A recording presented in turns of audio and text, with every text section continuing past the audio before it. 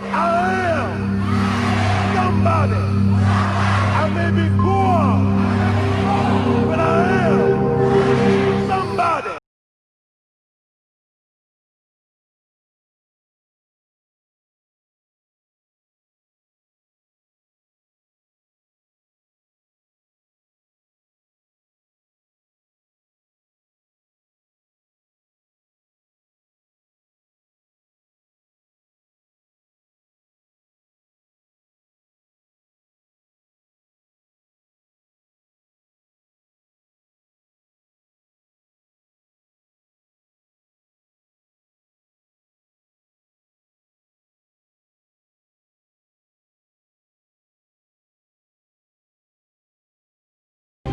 Welcome to the Rainbow Push Saturday Morning Community Forum. Every week we bring you information. We try to inspire you to get involved and engaged in the movement for social justice and social change. Well, this week we have some more information for you. We're going to hear about the census, the importance of it, and what you and I can do right now before September 30th to make sure that every person that should be counted is counted.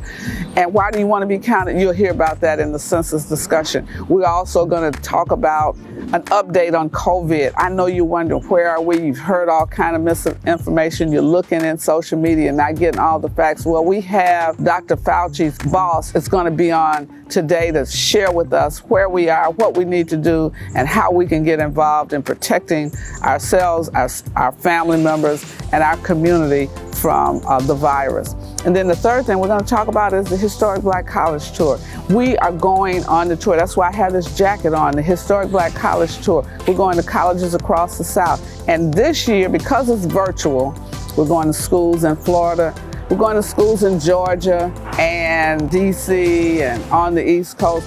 And then we're going to go to South Africa. You want your child to have this experience. It's open to all high school students. It's just something that you don't want to miss this year. It's virtual, it's inexpensive, it's the way to go. Virtual HBCU tour. You go to pushexcel.org and you can get more information. Well, that's not all we're going to do. We're talking about so much today. We're going to give you an update on what it means to deal with the Poor People's Campaign. And as we look at commemorating this, the anniversary of the March on Washington that Dr. King spoke at, you and I are going to hear from Reverend Barber about Moral Mondays and the Poor People's Campaign, what that means and how that impacts us today. Everyone should be a member of PUSH. Why should you be a member? Because we fight for policy changes. Why should you be a member? Because we fight for access to high quality public education for every child. Why should you join PUSH? Because we make sure that our voices are heard in the halls of the federal United States Congress. It's heard in state governments. It's heard in county governments all across the nation. We fight for you. Serving you is what we do absolutely best. And in order to serve you, we need your support. We need to let people know we have several 100,000 people that are behind us as we push for economic justice for our companies who are doing business in cities and counties and states all across this country. We need you. Won't you join PUSH today? You can text the word PUSH to 41444, PUSH to 41444, or you can simply call us at 773-FREEDOM. You can simply go to rainbowpush.org and press donate. Thank you. Stay tuned. We got a lot of ground to cover. Welcome, welcome, welcome. You have now departed on the Virtual Vision HBCU College Tour 2020. This entire week we have workshops, exercises, and all types of fun and things for you to do every day. So Monday, you are going to have a Money Monday. You are going to figure out what is important for you, your family, your financial investments, and you are going to find everything that is important for financial aid. On Tuesday, tune in for our corporate lunch and learn, and you're going to find any information that is necessary for you to network with your Tuesday corporations. On Wednesday, you're also going to have a Winning Wednesday Wednesday, where it's going to be cultural and invitations for you to not only find out what happened at Slave Haven in Memphis, Tennessee. I'm not going to tell you because you're going to find out on Wednesday. On Thursday, we're going to go overseas. Have you ever thought about studying abroad, going international when you get to school? Shh, I won't tell your parents. I did it and I had a lot of fun and it changed my entire life. On Friday, we are having an entire millennial workup. We are gonna have a yard fest, a Greek fest, and if any of you all know what that is, you do not want to miss it. So now that you've tuned in, now that you won't miss anything, I want you to go to www.pushexcel.org and join Miss K every single day of next week for this Virtual Vision College Tour. Don't miss a beat. And it's a traditional song, but we know you know it. One glad morning when this life is over, we're gonna fly away. Heaven, yeah. The song says, oh, when the saints go, oh, when the saints go marching in. Oh, Lord, I want to be when they go marching in. Everybody clap those hands, yeah. Oh, when the saints go marching in. The saints go marching in. Oh Lord, when the saints, when they go marching in, yeah. Oh, when the stars refuse to shine. Oh, when the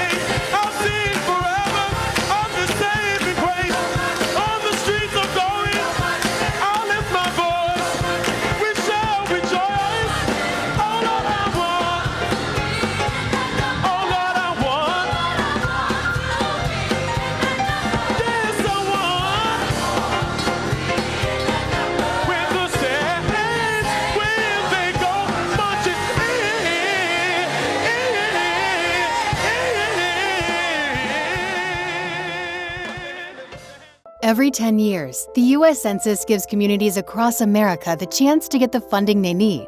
But there's a catch. The money is based on counting an accurate number of residents in each state. The fewer people we count, the less money Illinois gets. Illinois has received nearly $60 billion from the federal government based on numbers from the last census. Every person who doesn't fill out the census means less money for Illinois. That's money we could use for new school programs to help our children thrive and succeed, for building new bridges that would help you travel safely on your morning commute, for paving roads and ensuring more reliable public transportation, and for improving our hospitals and clinics so everyone gets the best health care. In Illinois, we deserve our fair share, and it starts with all of us being counted. Visit my2020census.gov or text 987-987 to learn how you can fill out the census today. Dr. Collins, let me express my thanks to you and to Dr. Fauci for opening up to create this access. We convened a body of ministers led by Reverend Dr. Todd Yeary, Dr. Furhold, epidemiologist, Michigan State, as well as Dr. McDougall, who is at Ohio State, who also is head of NMA. And I think that the answer is some people with same scientific qualifications don't have access to the scientific community. So I think that we really want to thank you for respectfully accepting the scientific abilities of these Black and brown doctors. We got Black Dr. Brown, Native American, whole range. So Dr. McDougall, you're in charge. You're the man. And Dr. McDougall, on that point, where on this question of getting our community more comfortable with the scientific research and the scientific efforts that are going to happen going forward to ensure that we are properly represented in the virus trials, what can the National Medical Association do in conjunction with the NIH to start bridging this gap and start working towards a program that would inform the community about the options that are available, and also ensure that people have the proper ability to ask questions, get answers, and establish that level of trust that Dr. Collins was speaking of earlier? Yes, a very good question. So the National Medical Association, we're engaged with Project Impact, and the goal of that is to increase diversity of researchers to help increase the diversity of people volunteering to participate in the trial. So that's something we're actually having a session with the Congressional Black Caucus in a couple of weeks, speaking to that very same issue in regards to diversity in clinical trials. So very important issue, something we're more than happy to continue to build relationships with the National Institutes of Health. Those things I mentioned earlier, though, speak more to the community and being able to come to the community and say, well, these things are being remedied, and we know that they may have even been cause of further mistrust. So Dr. McDougall, I can certainly do a better job of trying to get the word out about this RADx for underserved populations. You mentioned that.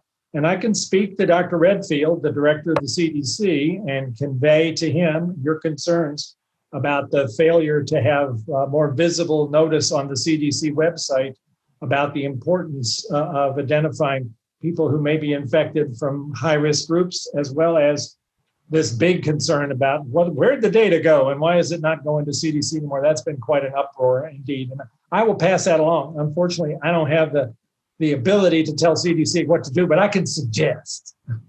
Thank you. All right, Dr. Collins, I'm going to go to one of the questions from our participants. We have Ms. Charletta Tarvers, CEO of Primary One Health, and she asks, are there any research projects taking place specifically addressing inequities, severity, contraction, and or recovery from COVID-19 among African Americans and other people of color experiencing the virus? And two, has the federal response and or directives to fund, test, contact trace, and treat been commensurate with the severity among those populations? So we are right now in the process of putting together a program to try to see what are the long-term consequences of COVID-19 for survivors, because I think we had underappreciated until recently that this is not necessarily an illness where you just get sick and then you get better and everything's fine. It seems as if a lot of people have a long tail to the course there, what you might call the long haulers, who may be quite ill for quite some time. We need to understand that and figure out how to help those people. And in fact, as we set up those particular trials to sort of follow a cohort, that is going to represent the people who've had the heaviest impact. And a lot of those there will be from health disparity populations. In terms of, are we doing a good job right now of tracking in minority populations? We talked about that a little earlier. I would say probably not. And again, I'm hoping that this effort to try to get diagnostic testing more widely available to the highest risk groups, because that's been missing, is going to provide something that can be of some help. And that's what we're trying to do through this RADXUP program. This question is for all of the panelists, Dr. Verholden, Dr. McDougall, and Dr. Collins. It's from Shuristi Pandi, and says there's nothing to panic about except for the conspiracy theories being mandated about online.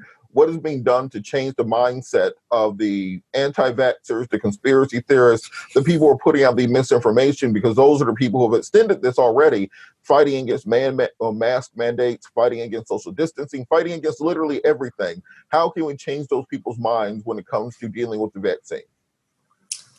I can speak to that. Please do. So again, just this past week, the National Medical Association, in collaboration with the Congressional Black Caucus Foundation, convened a panel of experts speaking to vaccine safety. And as many of us know, there are a number of conspiracies out there concerning the safety of vaccines and clinical trials. So we brought some of the top African-American experts to speak to that issue, and that is going to be released in September. Also, what's being proposed as an alternative in some communities is the use of alpha interferon. So we had Dr. Dow Hewlett speak to that, and there are some ongoing trials using alpha interferon in combination with other therapeutics for treatment of COVID-19. So that is one of the ways we're trying to convene trusted messenger experts to speak to these issues. And then persons like yourself are convening radio broadcast for to spread the truth, and to have persons like myself and Dr. Verholden speak on the public airways about what should we consider to be more reputable and more trustworthy information, in the Rainbow Push Coalition convening these types of town hall sessions and getting the word out. I know members of our National Medical Association, we have a collaboration with 11 other health organizations, Association of American Indian Physicians, National Hispanic Medical Association, National Black Nurses Association. I'm going on down the line. So our leaders in these groups being able to speak truth to these issues will be one of the ways to help get this word out. Do you think the resistance to vaccines that I see in some polls as high as 50% of African Americans is deeply rooted? Or do you think that is like, well, I haven't heard enough now to tell me I'd want to do this, but maybe once you actually have some data to show me about safety and efficacy, I might reconsider? How deep does the resistance go? So very good question. So as you are aware, about a year ago, there was a study done in Oakland, California, looking at the compliance of health care maintenance recommendations when given by an African-American doctor to a Black male patient. And flu shots, colonoscopies, all those things were adopted at a much higher level because there's that conversation. So then this speaks to another larger issue in regards to workforce diversity, Dr. Collins, and I know Dr. Hannah Valentine is working with you on that too. So just another reason to increase workforce diversity. Thank you. Can I offer something too as well, since we have Dr. Collins, which is that if we don't build equity in to funding, our natural drift is to inequity, right? That's what we've learned about our society, that it's just not fair play most of the time. And much of that predates us. We all inherited it. And some people don't even want to be the beneficiary of it. But the way systemic racism works, you really don't have a choice. It's just ingrained in the fiber of how our world works. And so if you think about it, if we have funding that's available, and that funding is for, clinical trials, I do think NIH is very heavy on the trials and not so much on the translation, the dissemination, and then the implementation science side of it. Yeah. So we've got all these great therapeutics, all these great, innovations, vaccines, et cetera. But there's a gap. And how do we go from innovation at the bench and getting it up and out in communities? Mm-hmm. And oftentimes, I think underrepresented minorities may be overrepresented in the social and behavioral sciences. So what really at NIH looks like racism, I actually think is disciplinism. It's discipline. But we're now seeing just having great clinical innovation without the bridge to then get uptake in the community is a part of the gap. So I think you can start to think about how do we build that in to the funding? Because I guarantee you, the institutes will figure it out. If you start to say there's got to be some dissemination implementation component, if you say, to an institute, your portfolio and the race ethnicity of your funded investigators has to mirror the pool of investigators in the field, you wouldn't have to do much. You wouldn't need a program. When my son was younger, he wanted an Xbox in his room. And I said, you get straight A's, you get an Xbox in your room. I didn't get the kid a tutor. I didn't spend more time with him doing homework. I gave him an incentive that mattered to him, and he figured it out. People will figure it out, but not if there's no real incentive. If you start to think about how to build equity and this workforce diversity into the funding, I bet you the institutes would figure it out. Mm-hmm. Mm-hmm. Yeah. I'm totally hearing you, and you are echoing Hannah Valentine in my ear. Okay, awesome. Another question from the chat box for Dr. Collins. We need researchers from communities of color reaching out to leaders from the healthcare institutions, such as, I'm going to insert Clark Atlanta University, because that's where I went, Howard, Morehouse, Harry, and other HBCUs. Y'all can't keep forgetting about Clark when y'all put the HBCUs in here.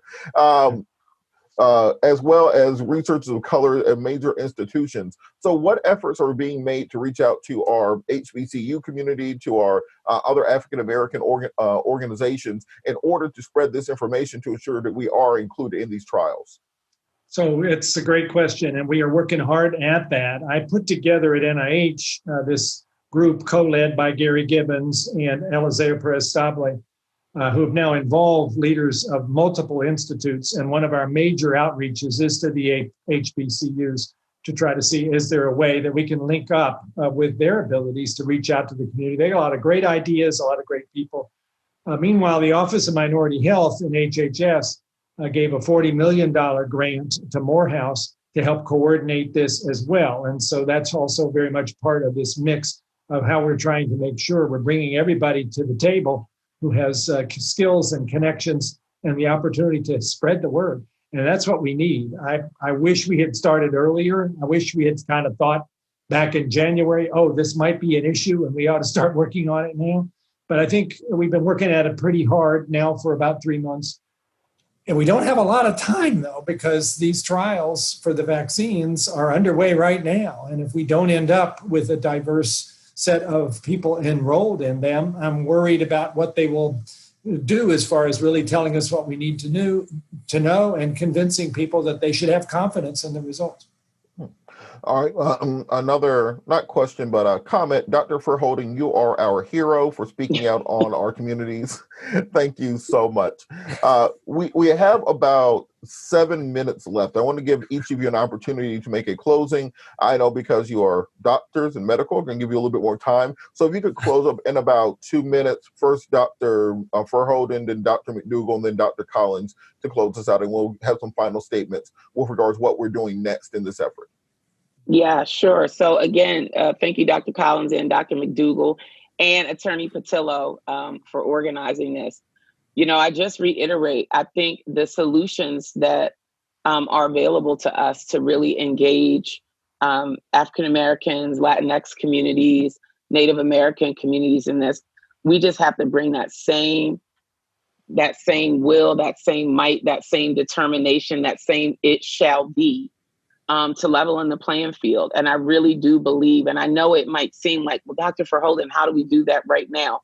I don't know. I'm not the director of NIH, but you are, and I trust that you can figure it out. I would trust the vaccine if you said it is cleared phase 3 clinical trials and it is safe for use. I would trust if you said, Dr. Verholden, we need help figuring out how to engage community of color. Those communities, however, are going to ask me, Dr. Verholden, what did Dr. Collins give you in exchange for that lets us know that this isn't just about COVID, that this isn't just, they need, Black and brown, people engaged right now. How do we know that this is not going to be a one-off?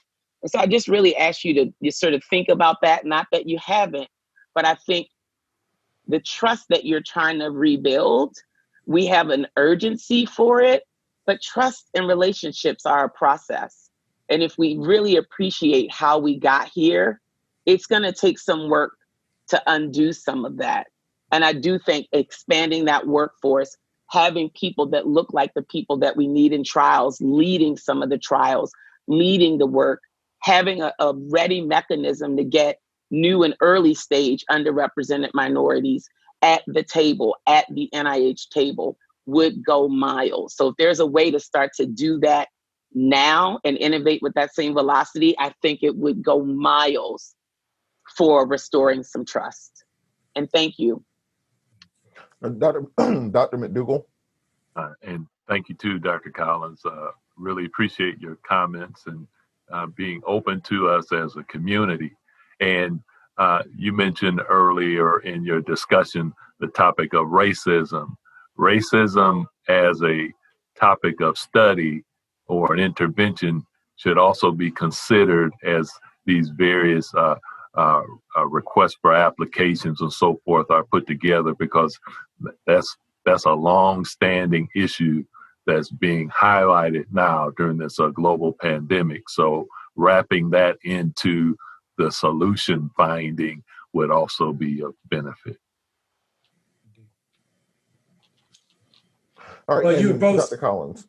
Yeah, you were both resonating very much with some of the hopes and dreams I have about how we might, in this desperate situation in 2020, figure out a way to turn this into something positive. And I think if we could all figure out how to tackle this together and not have it drive us apart, we might find that we could get to 2021 in a place that would be a little better.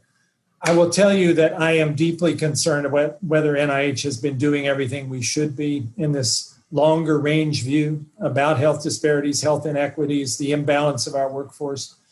After the killing of George Floyd, I think so many people sort of woke up to the fact that we couldn't just look away from this circumstance. We couldn't just say we're somehow over all of that. We are not all over that. And I brought together all of those 27 institute and center directors. We've now met as a group 3 separate times, each of them for 2 hours, focusing specifically on what NIH could be doing and should be doing that we're not already doing about health disparities and about structural systemic racism. I don't know that that was really in our lexicon so much until this summer, but it is now. And on Thursday, we'll have the 4th gathering of that sort, which I will lead. We've tried to break it down into specific areas of action that we, NIH, could undertake that falls within our mission, within our congressional authority. There's certain things that we have to be careful that we don't step into somebody else's swim lane and get smacked. But there's a lot we can do and will do. And I'm glad that you have highlighted the importance of being ambitious and bold and innovative about the workforce. Because if we don't fix that, I don't really see how other efforts we make are going to have the impact they need. And if we do fix that, I think a lot of other things will come along with that, just in terms of having those insights, that amazing energy that comes from diversity in the scientific workforce, which right now we are lacking, and we need to pull that together. And that means figuring out ways. I liked what you said about building equity into the system and not having it just sort of expected to happen because, as you say, historically, that hadn't worked. And we do have some opportunities at NIH. We have some levers to pull here that we haven't pulled. And it's time to really figure out how we could do that. So we're going to be hard at this. And again, I didn't want to have us plunge into it like, in a week or two. We had to really think through where are the spaces that we could take actions. And no doubt we will encounter some resistance from various forces about how this might mean rearranging some of the resources and where those resources should go. But I'll give you my personal word. We are not going to go back to the way things were. This is a moment in history. We must not pass up this moment. And if COVID-19 has shown a bright light on it, that's terrible, but we better look at that light and we better do something so that if COVID-24 comes along in another 5 years or whatever is lurking out there for us, we'll be in a better position to deal with this in a fashion that represents health equity and not what we have right now. So thank you. Your insights and your comments have helped me a lot. And Dr. Verholden's about to jump out of her chair, so a couple minutes, go ahead. I remember when Dr. Collins was installed as the director of NIH, and I've been following you. I was, much earlier in my career then. And Dr. Collins, I believe you. Not only will we hold you to account, but we'll be your partners. Okay, I'm counting on that. I can't do this. So you can get both. We will have our foot right here on your neck. Where's the diversity? But we will also be your partners. We will be your partners. And a last question before we're done. Someone asked for Dr. Collins, if somebody does represent a group that does want to be involved and does want to help with this effort, who do they contact? How do they get in contact with the NIH? What can we do as a community to help? Well, it's a big, complicated place, and depending what the question is, the connection might be a little different. I will just tell you right now, contact me, francis.collins@nih.gov. I read those emails. I figure out if it's a question that needs to go to a certain person, how to make sure that happens. I want to be responsive. So francis.collins@nih.gov. Bring it on. All right. Thank you so much, Dr. Collins. Thank you, Dr. McDougall. Thank you, Dr. Verholden. Thank you, Reverend Jesse Jackson, for convening this in the Rainbow Push Coalition. Good morning. We are in the midst of a major drive to get more members, more people engaged and involved in Rainbow Push, supporting the programs of Push for Excellence and the Citizenship Education Fund. If you're interested in public policy and you want to help change the policies that impact those incarcerated, change the policies that impact students attending colleges and universities, if you want to be a policymaker, then you need to join Rainbow Push and join by paying your $35 right now. Some of you watch us every week. You listen to us on the radio. You're viewing us in social media. We need you to become a member. It's only $35 a year. If you believe in the scholarships that we give to thousands of students each and every year, we've awarded more than $10 million to scholars year to date. What do you have to do to give and support Push? It's really very simple. You can go to rainbowpush.org if you're on a computer and press donate. Give any amount. Every dollar is important. You want to talk to somebody, call us at 773-256-2775. You can give right now, any denomination that you choose. You can text the word PUSH, P-U-S-H, to 41444. Text on your cell phone. Most of you have a cell phone. Just text PUSH, P-U-S-H, to 41444. And you can give any amount that you feel comfortable giving. Or call us 773-256-2775, or go to rainbowpush.org and just press donate. Wherever you are, you can support us as we keep pushing for you.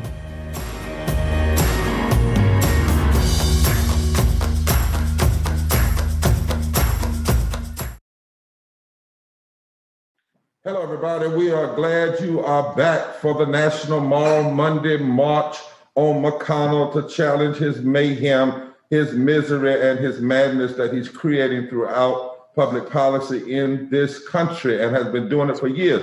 Y'all get the hype with the mask, vote. That's it right there, vote. We're wearing them, everything we're doing, we're trying to push it out there. We have to be engaged and vote. I'm gonna take it off so you can hear me, but I wanted to start with it So if you can get one wherever you go, just put it on, vote, put it on so people will know what season we're in.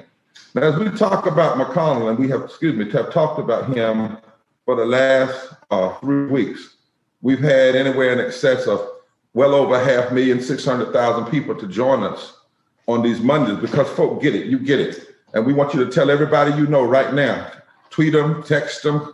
If you got a tin can with a string in it, stretch it out and call them, however you communicate with people, smoke signals, whatever you do. We want you to call them to get on this platform today, the National Moral Monday March on McConnell, his mayhem, his meanness, and his misery. We want you to be able to do that. This is being sponsored by the Poor People's Campaign, a national call for moral revival, and the two sponsoring organizations, Kairos Center at Union Theological Seminary, where my co-chair and friend and sister is Reverend Dr. Liz Theo Harris, and also Repairers of the Breach, where I'm the president and senior lecturer. We know that McConnell and Trump are two peas in a bucket. They're two peas in a pot. That's from down south. All of y'all that are from northern places that are on, you need to get that. Two peas in a pot. That means you can't tell one from the other. Don't let them fool you. Don't let them fool you. Two peas in a pot. Two peas in a pot. We also know that McConnell wants to suppress the vote. He wants to stop.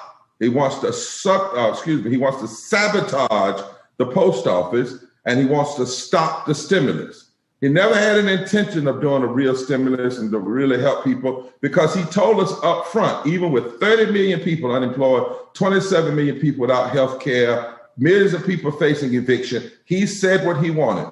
Money for a new airplane that the Pentagon didn't ask for, more tax cuts for his greedy, wealthy friends, and he wanted protections, liability protection.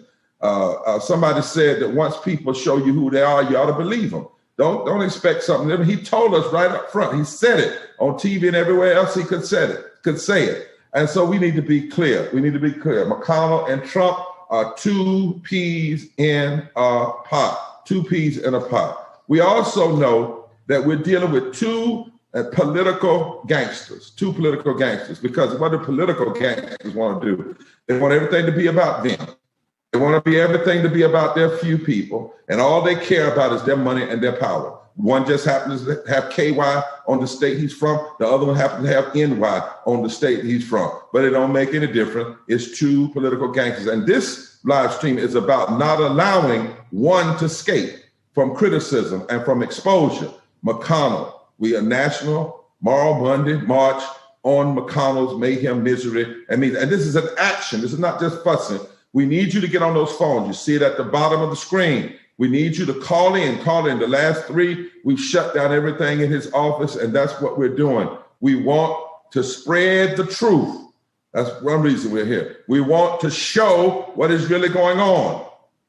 We want to shut down McConnell's offices in terms of the telephones and let them know we're here. And we want to stir up people to be engaged and to vote. Now, because we're nonpartisan, let me give a little shout out to the Democrats, because Lord help you. Sometimes I just wonder about you all, Democrats.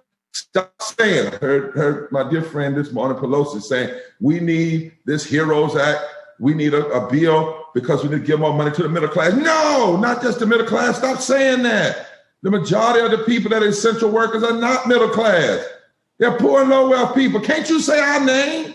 Come on, dear. Now, we get on McConnell, but I just had to take a pause there. Can't you at least call the name of poor and middle class people in Kentucky and all over this country that McConnell is hurting? If the only reason we're giving the stimulus is just for middle class folk, then what's the point? What's the point in a country where 140 million plus people are living in poverty and low wealth? What's the point of all the people that are working, that are essential workers, that they don't have the essentials they need? And so we have, I just to pause a second. I know y'all get excited when we criticize McConnell, and we will do that. But I come from a tradition where you even push your families. If you're gonna be a great champion, you need a bad sparring partner, and you need a sparring partner that won't back up on you. And I see my friend Mary Kay, and I know she's a serious sparring partner. She'll stay right there at it. And I'm gonna introduce her in a minute. So you got to be clear. You get in the ring with the Poor People's Campaign, we're gonna make you better. Ain't that right, Liz? You get in the ring with us, we're not going to back up. We're going to make you better. We're going to get you so you can fight the real enemy. But you got to understand this language you all are using is killing us. Stop it. At least say middle class and poor and low-wealth people, but don't just say one or the other, because we got to expand this electorate. And we've already been told time and time again, the expansion is with poor and low-wealth people. If you expand the electorate, you don't have to worry about battleground states and which one. You can went to 15 states can change, presidential elections can change, the numbers can change. 1% to 19% of poor and low-wealth people, mostly working poor and low-wealth people. Stop talking about acting like working people are poor people. That's the problem. Too many people are working and are poor and low income. Come on, y'all. We got to come together. I got a friend of him I'm going to introduce in a minute, and he's one of the McCoys, and he's together with the Hatfields. God knows that the McCoys and the Hatfields can get together up in the hills of Kentucky. Surely, Democrats, y'all can talk about the middle class and poor people and low-income people all together, but I digress. Let's get to McConnell. We are going to show what he's doing. We're spreading the word. We're going to shut down his office today, stir up the people to engagement and to vote. We got power to change this narrative. We got power at the ballot box. This is not a movement of begging. This is a movement that has power. Drop it if you would, Reverend Liz, you on. We want y'all to be making those calls. If you go to the website, to the bit.ly link, you will be directed immediately to a call, and they'll make the call for you. Please make those calls. Keep on making them till you get through. And also, please make sure you put in the chat what you're saying to McConnell, what message you have for McConnell today. And indeed, we are crying power. Thank you so much, Reverend Barber, because this is a powerful song, right? We think about this question of power, and I think about that quote from Frederick Douglass, that power concedes nothing without a demand. Well, we in the Poor People's Campaign are demanding. We're demanding a full, just relief package. We're demanding to protect our postal service. We're demanding to protect essential workers. We're demanding to insure the uninsured. We're demanding that we need living wages and voting rights and all of the bounty of this country. You know, what's going on in our country today reminds me of a quote from the Bible. Often it does. You know, we have all across the Bible stories of prophetic leaders rising up, poor and impacted prophetic leaders rising up and saying, this is not just, this is not so. And so I think about Isaiah 3. The Lord enters into judgment against the elders and the leaders of his people. It is you who have ruined my vineyard. The plunder from the poor is in your houses. What do you mean by crushing my people and grinding the faces of the poor, declares the Lord Almighty.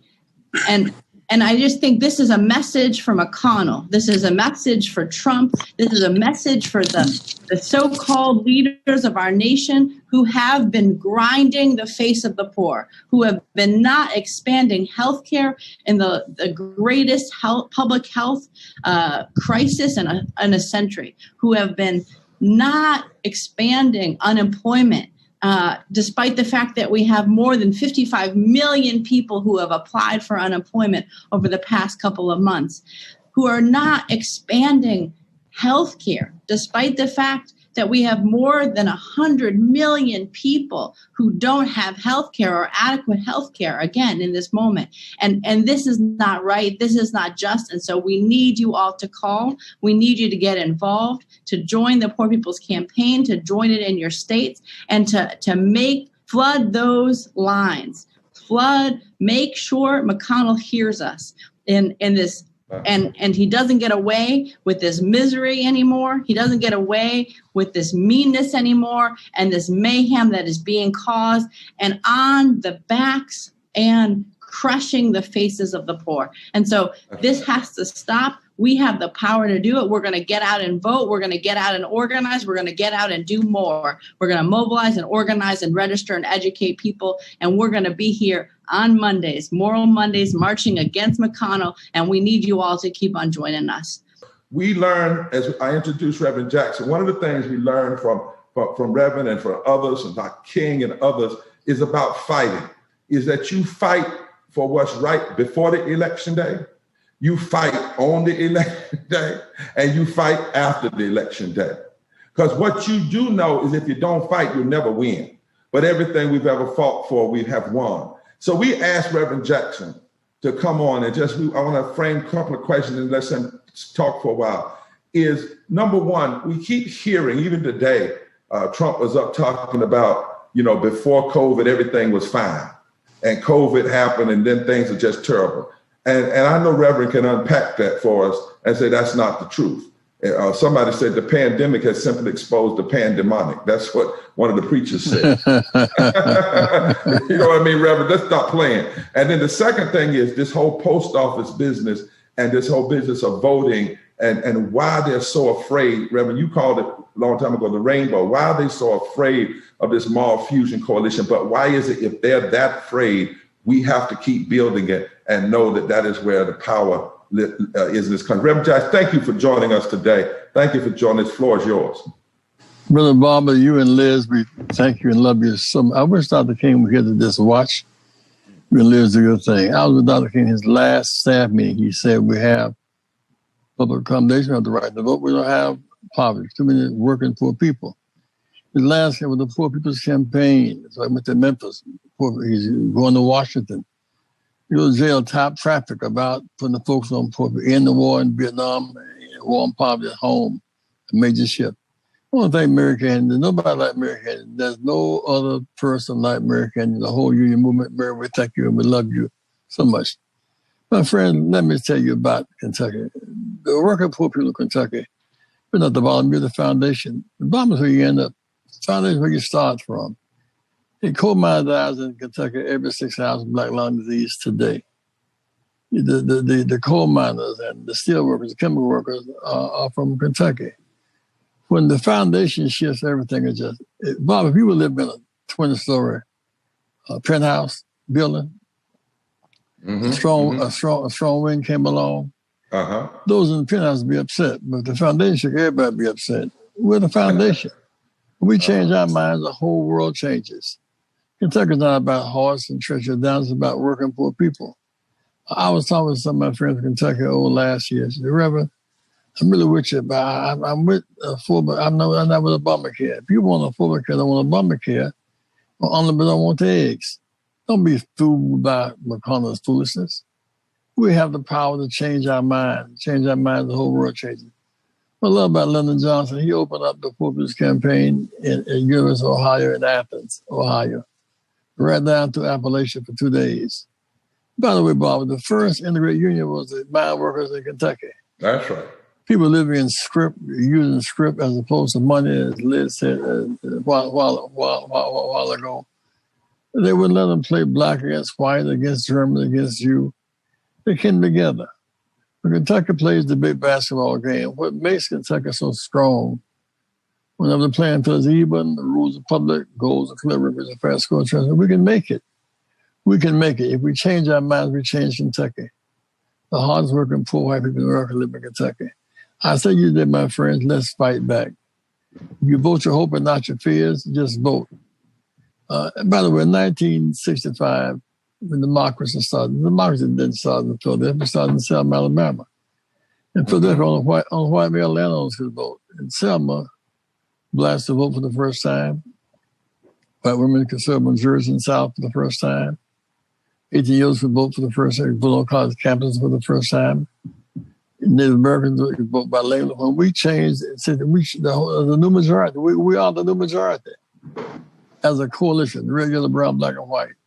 You got three options when you're back against the wall. You can either adjust, resent, and be angry, or you can resist. We shall not adjust our situation.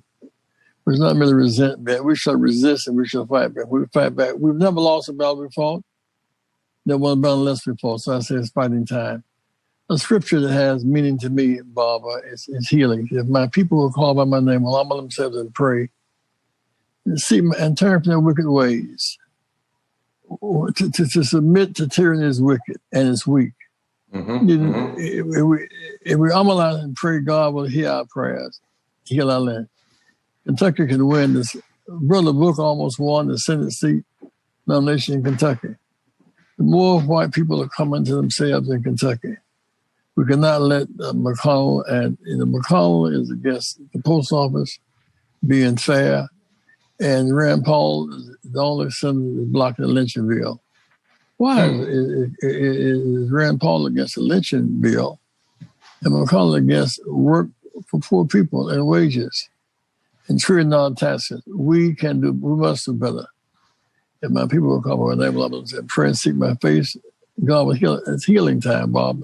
That's right. Healing time. If we vote, our hopes and our fears are healing, and we fight, we'll win. Love you guys so much. I wish Dr. King were here. In this day today. Love you guys. Well, Reverend Jackson, man, we love you too. And you're so right. One wants to block the lynching bill, and then the other wants to block the lynchers with economic injustice. And we've been saying a long time, if you're going to talk about death right now, you have to talk about the death of a George Floyd and Tawana and all of them, the death that comes from police that use their power wrongly, the power that we give them. But you also have to look at the death measurement and all of these other wicked public policies. When you block healthcare, people die. When you block living wages, people die. When you don't take care of union workers and coal miners and steel workers, people A coal miner dies every 6 hours today. You hear that? That's right. A coal miner today. Today. Before that was a pandemic. That was coal miners dying. But we fight back. And so you shouldn't be working in unsecured mines where you suck up that coal dust. You deserve better. You're God's child. That's right. You deserve better. You must know you're somebody. You're God's child. That's right. And that makes a whole world of difference. That's right. And we've said, Reverend, I'm going to play something now that's a surprise to you. We've also said that before COVID, 700 people were dying a day from poverty and low wealth. Every one of us ought to say in their name, in the name of the martyrs who have died because of the hurtful economic policy, we're going to fight back. We're going to win. We're going to change this country. We're going to push into a third reconstruction. It is something we have to do to even honor those that have gone on before us. But Reverend Jackson, you said some things in '84 that are as relevant today as they were then. In fact, sometimes we wish people would have these same words and would understand them. And so kind of as a surprise to you, because, I was there, I was a senior in college. And I remember watching this speech that night, the entire speech that night. And I wanted America to be reminded, people to be reminded of what you laid out then and how it is so necessary that we hear these same marching orders today. Roll tape, if you would. We're often reminded that we live in a great nation, and we do, but it can be greater still. The rainbow is mandating a new definition of greatness. We must not measure greatness from the mansion down, but the manger up. Jesus said that we should not be judged by the bark we wear, but by the fruit that we bear. Jesus said that we must measure greatness by how we treat the least of these. President Reagan says the nation is in recovery. Those 90,000 corporations that made a profit last year but paid no federal taxes are recovering. The 37,000 military contractors who have benefited from Reagan's more than doubling the military budget in peacetime, surely they are recovering. The big corporations and rich individuals who received the bulk of the 3-year multi-billion tax cuts from Mr. Reagan are recovering. But no such recovery is on the way for the least of these. Rising tides don't lift all boats, particularly those stuck at the bottom. For the boats stuck at the bottom, there's a misery index. This administration has made life more miserable for the poor. Its attitude has been contemptuous. Its policies and programs have been cruel and unfair to working people. They must be held accountable in November for increasing infant mortality among the poor. In Detroit, one of the great cities of the Western world, babies are dying at the same rate as Honduras, the most undeveloped nation in our hemisphere.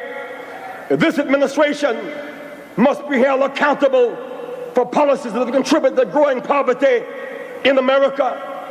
There are now 34 million people in poverty, 15% of our nation, 23 million are white, 11 million black, Hispanic, Asian, and others, mostly women and children. By the end of this year, there will be 41 million people in poverty. We cannot stand idly by. We must fight for change now. They used to say we were just 3/5 of a man, and we had to fight to be fully recognized. Back then, being counted meant marches, pickets, jail cells, and worse. One way you can show we count in less than 10 minutes is to take the 2020 census. Be a warrior for your community. Be counted and make certain adequate funds and political representation are allocated to your state and your neighborhood. Just select one of these easy options. By phone, call 844-330-2020. Online at mycensus2020.gov or simply mail in your survey. Never forget, you are somebody. Don't delay. Take the census today.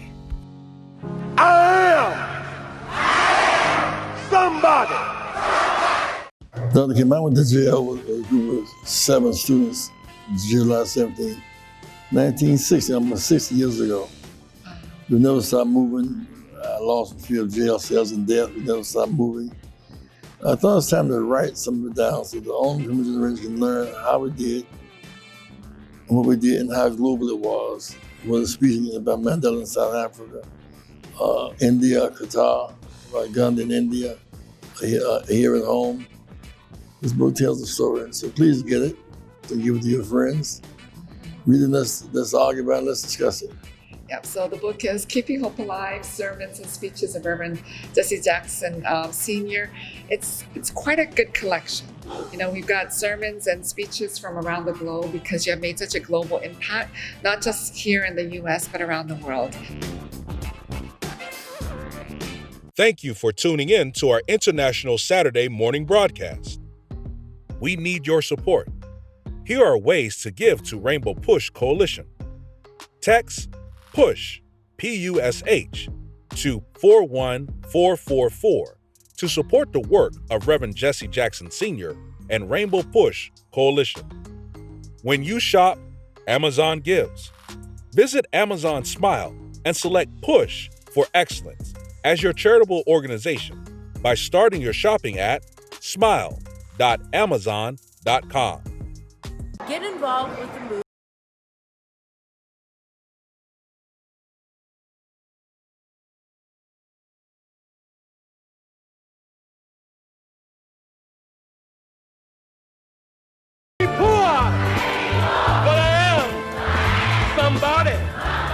Join the movement. If you're not a member, become a member.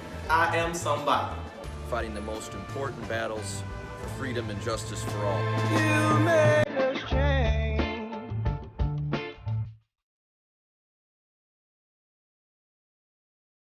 Join Rainbow Push.